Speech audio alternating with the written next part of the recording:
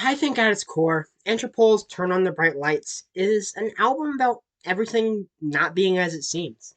It's about seeing the darkness of everyday life and the people in it, the lies and the sadness finally boiling over to tragic endings as people or things leave, die, or get taken. These songs tell stories, although I don't think it's a cohesive one. It's more of an anthology of experiences, all set to the gloomy backdrop of post 9/11 New York City.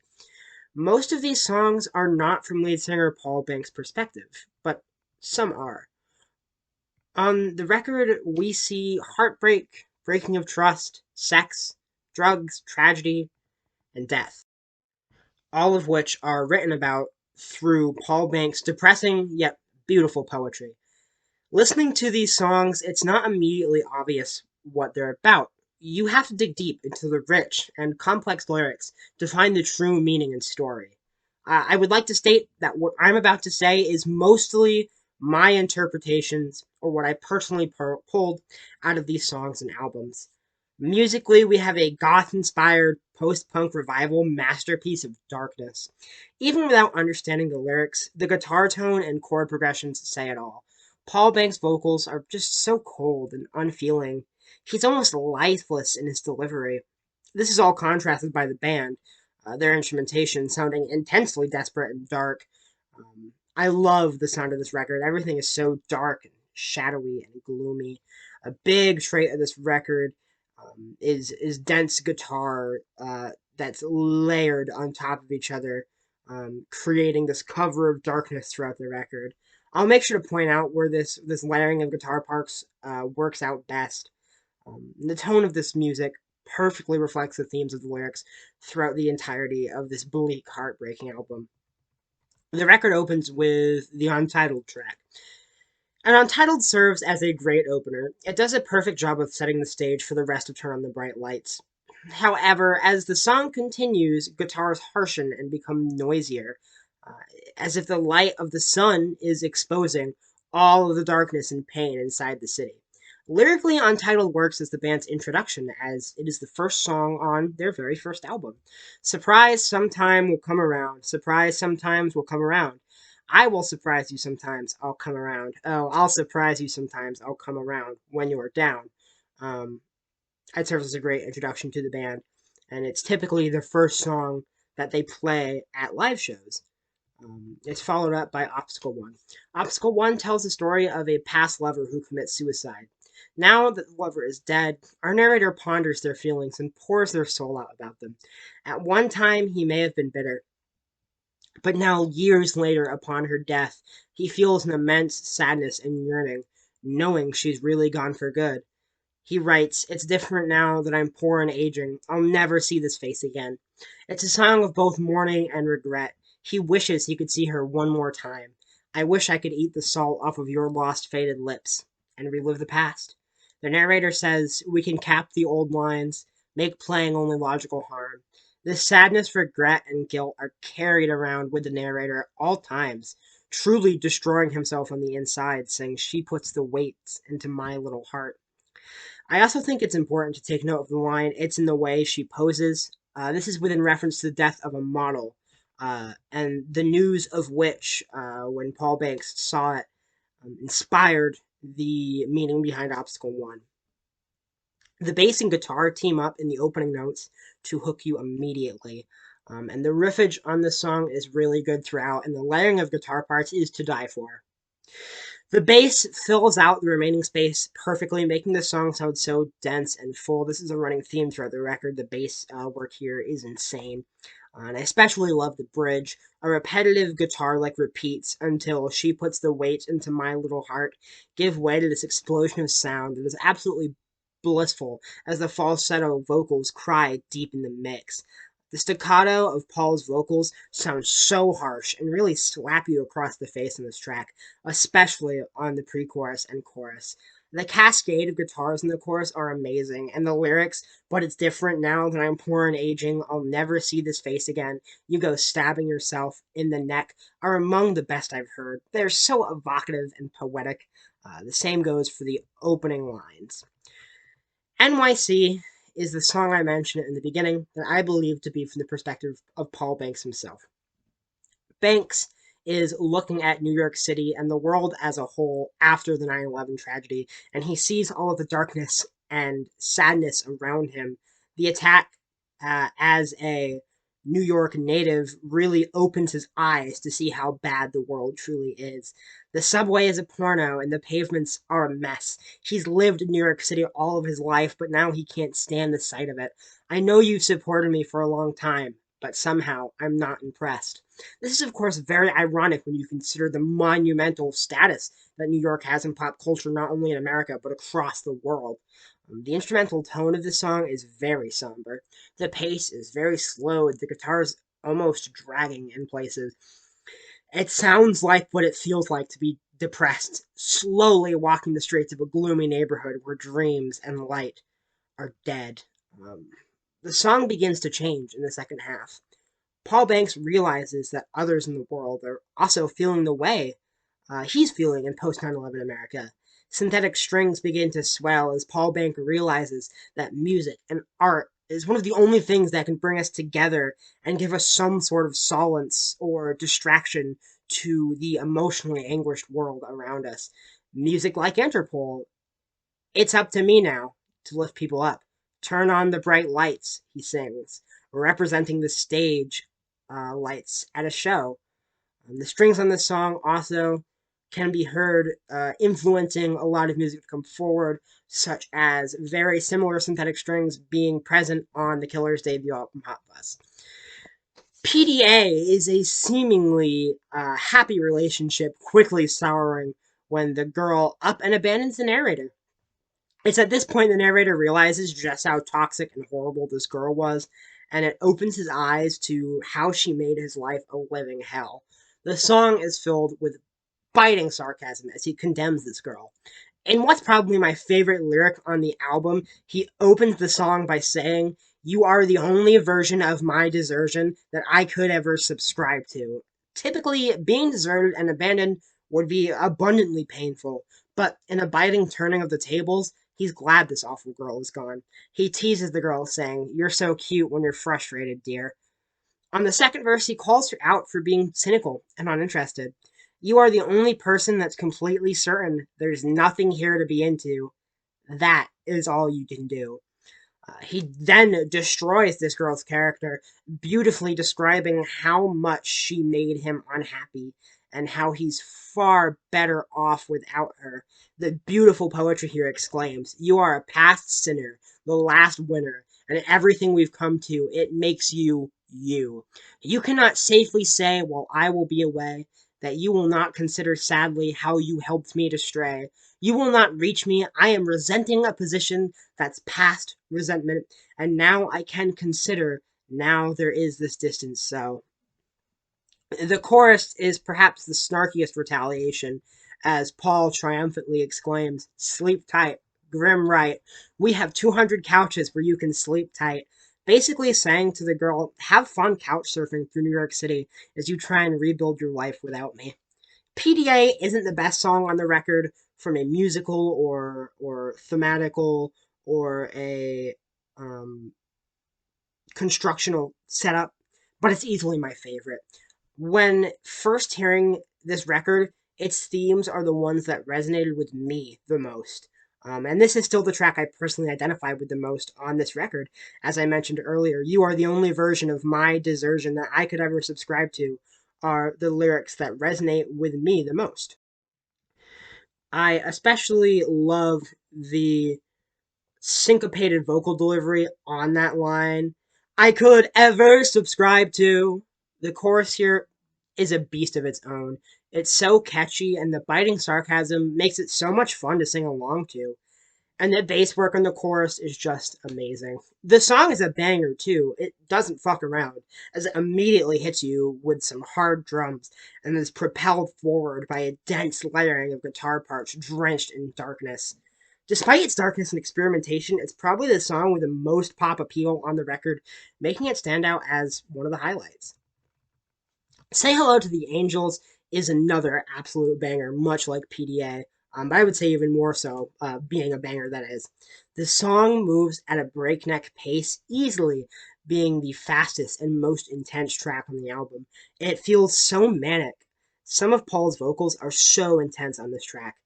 And then it slows down on the chorus in a beautiful moment, lined with pretty guitars as Paul croons, "This is a concept, this is a bracelet, this isn't no intervention," before accelerating back into light speed. The song is like a roller coaster. It's also the garagiest song on the record. It almost sounds like the Strokes in black makeup. The guitar line is classic garage rock, except it's cloaked in darkness and post punk reverb. Easily the record's most danceable track. That manic pre chorus goes hard, especially. The song seems to be a casual hookup, very vapid in nature. The manic and fast verses are due to the impulses uh, of the narrator's desire. And the slowed down chorus is a moment of reflection and regret as the narrator regrets his decisions and longs for something real. Then it's followed by Hands Away, and Hands Away is a very strange track. It's smack dab right in the middle of the album. It's easily the slowest and most low key song on the album. I do think it's really cool though. The icy synths create such a cool atmosphere. It feels like a fog descending on you. It's very reminiscent of early goth albums The Cure made from like 80 to 82. I don't have much else to say about it. It's definitely not a highlight of the record, but a song I do like. And then there's Obstacle 2. I love Obstacle 2. This has some of Paul Banks' best lyrics. They're beautifully written, and I think thematically it's pretty cool too. Thematically, the song is about the conflicting feeling that comes with falling in love. Some of the best lyrics on this track are, "I feel like love is in the kitchen with a culinary eye. I think he's making something special and I'm smart enough to try. If you don't trust yourself for at least 1 minute each day, well, you should trust this girl, because loving is coming our way." And this line, the narrator knows that there's an opportunity for love and that he needs to trust his heart and trust this girl. He can't miss this chance. Hence, I think he's making something special and I'm smart enough to try. But the narrator has a hard time in relationships as he holds a lot on his shoulders. He's very sad in his life, and he turns to alcohol to numb the pain.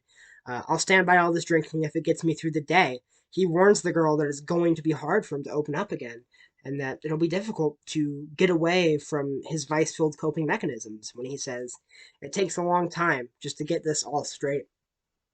With all this being said, he's hoping that him and his newfound love can get through this together, saying, "If you can fix me up, girl, we'll go a long way."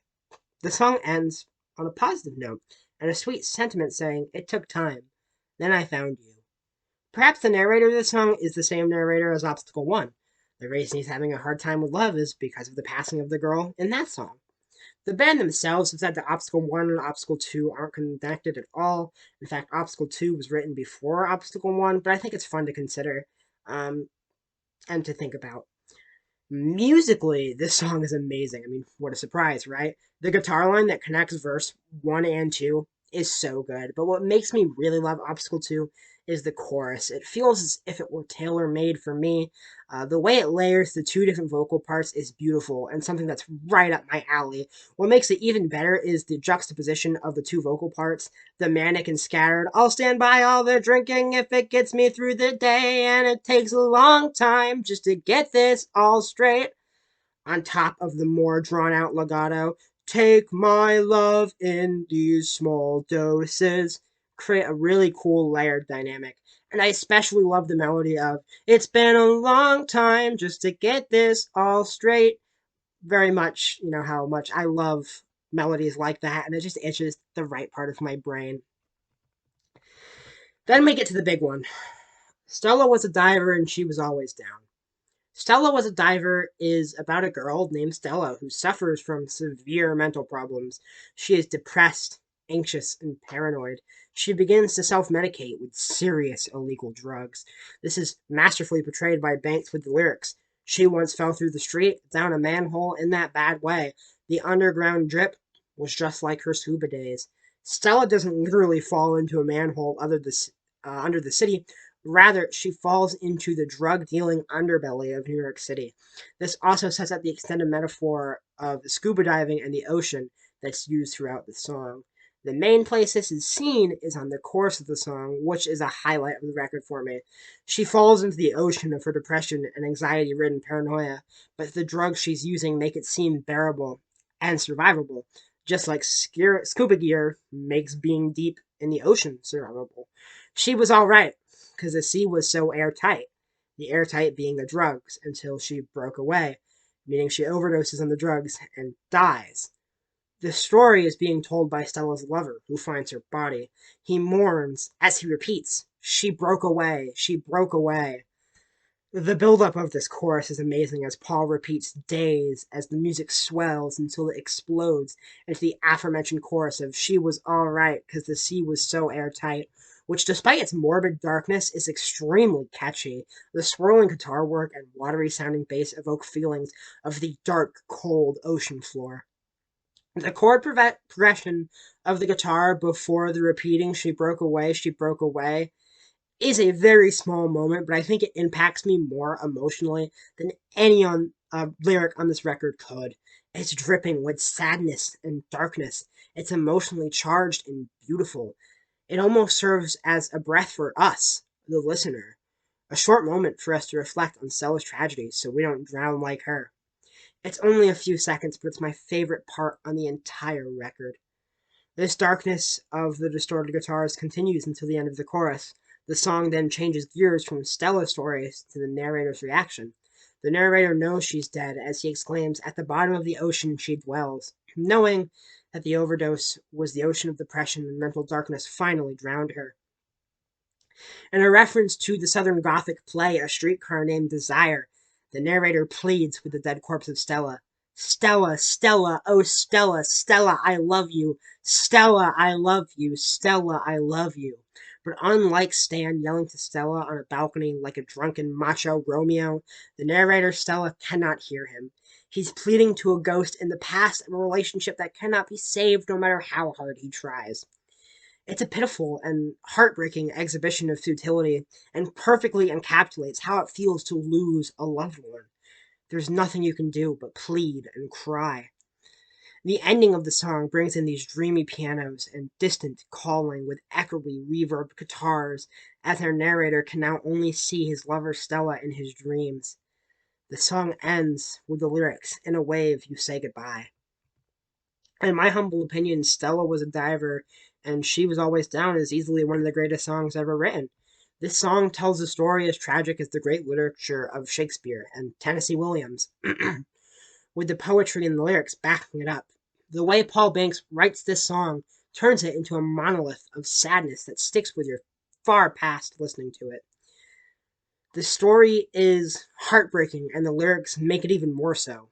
This song makes me feel more emotion and sadness through these characters in 6.5 minutes than most movies can do in 2.5 hours.